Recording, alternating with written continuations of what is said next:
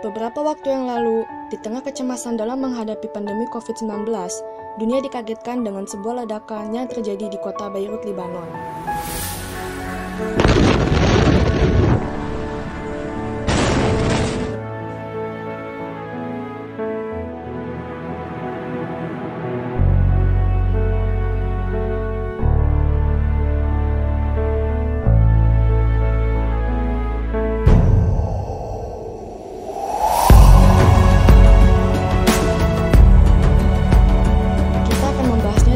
Berikut, tapi sebelumnya, bagi Anda yang baru bergabung, silahkan tekan tombol subscribe dan nyalakan loncengnya agar Anda dapat membantu kami dan tidak ketinggalan video terbaru dari kami.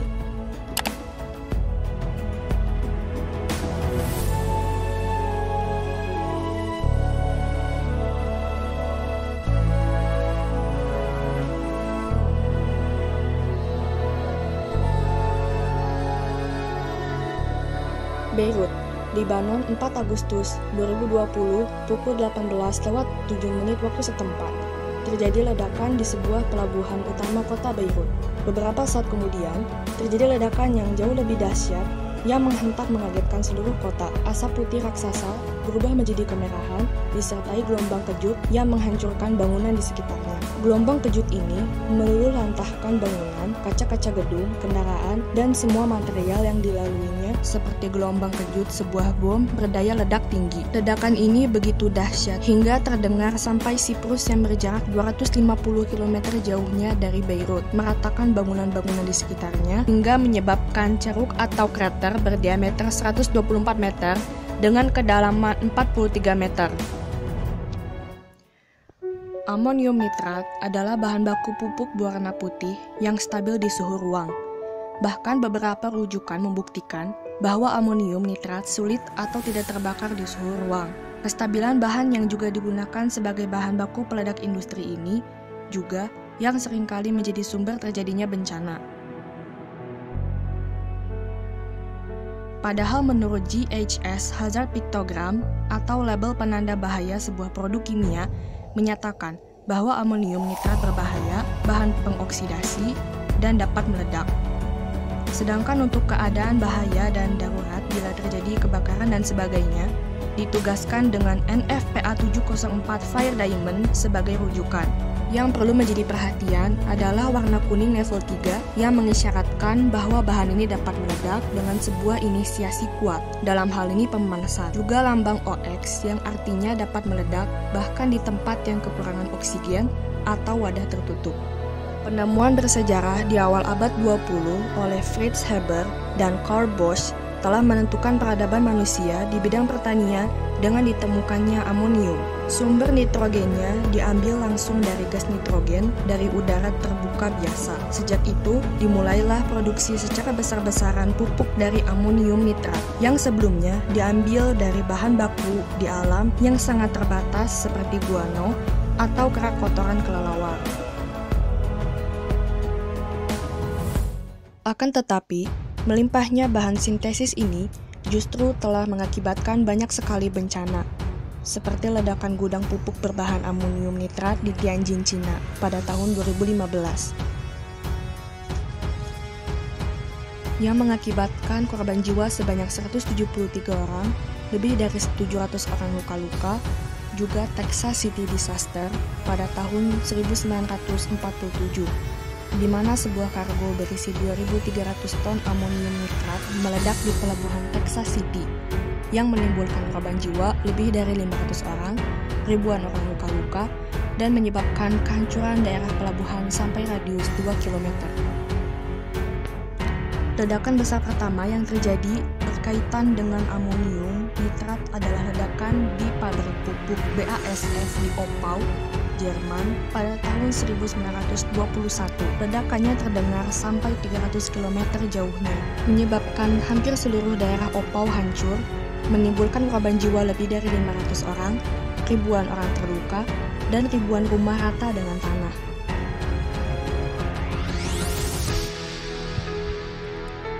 Kontaminasi pabrik pupuk dan bahan kimia lain juga telah diketahui sebagai penyebab penyakit Minamata disease di Jepang.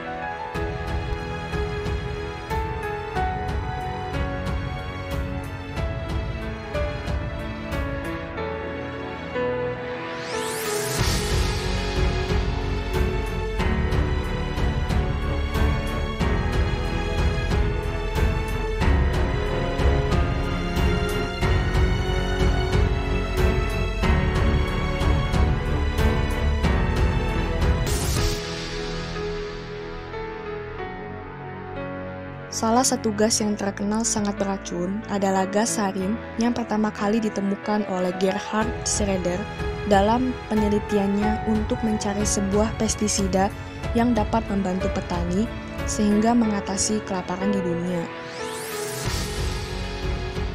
Cita-citanya yang ingin mengubah sejarah kehidupan manusia dan menimbulkan bencana sampai beberapa waktu belakangan ini.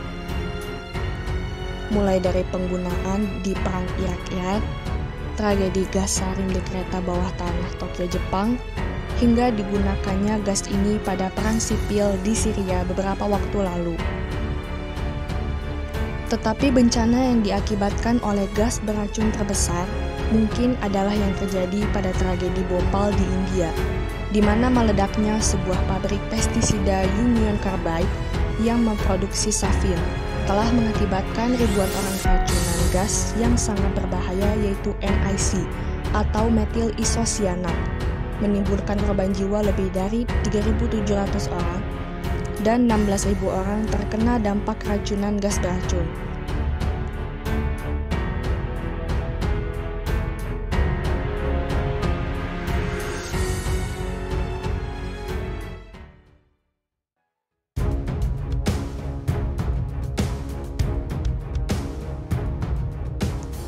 Seorang ilmuwan Inggris yang lahir dan menghabiskan masa kecilnya di Selandia Baru bernama Ernest Rutherford, yang dijuluki sebagai bapak fisika nuklir, pernah mengatakan bahwa reaksi nuklir adalah cara yang buruk dan tidak efisien untuk menghasilkan energi.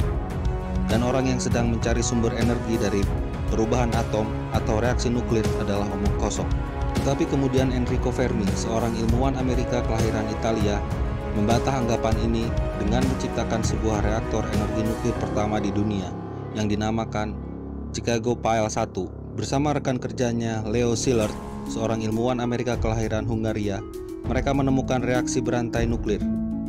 Bahkan Leo Szilard adalah orang yang meyakinkan seorang Albert Einstein untuk menandatangani surat yang dibuatnya kepada Presiden Amerika Serikat saat itu, Franklin Delano Roosevelt, untuk segera membuat sebuah riset tentang bom atom.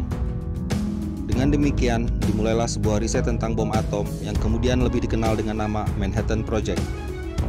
Diketuai oleh Robert Oppenheimer yang dijuluki sebagai Bapak Bom Atom, menghasilkan 2 bom atom yang dijatuhkan di Hiroshima dan Nagasaki.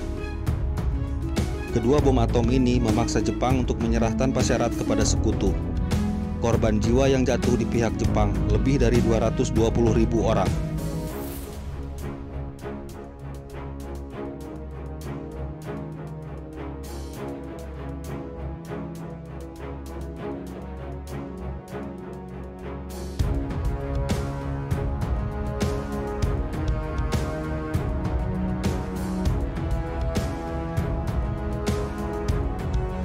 Bencana nuklir tidak selesai sampai di situ. Bencana radiasi nuklir yang terkenal pertama adalah bencana Chernobyl di Rusia, menyebabkan jutaan orang terkena dampak radiasi, juga dampak lingkungan yang sangat luas.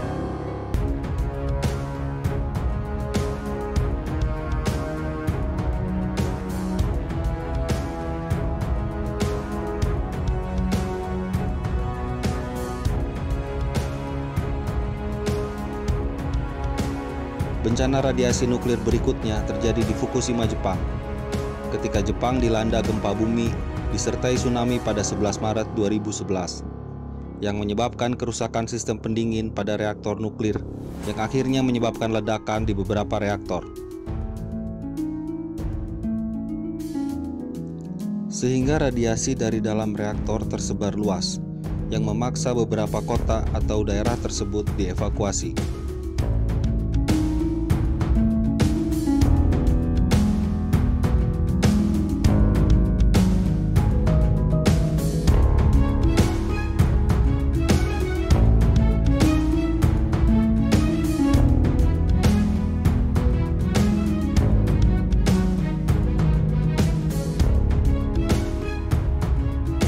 Sejak itu Jepang terus melakukan pembersihan radiasi dari reaktor.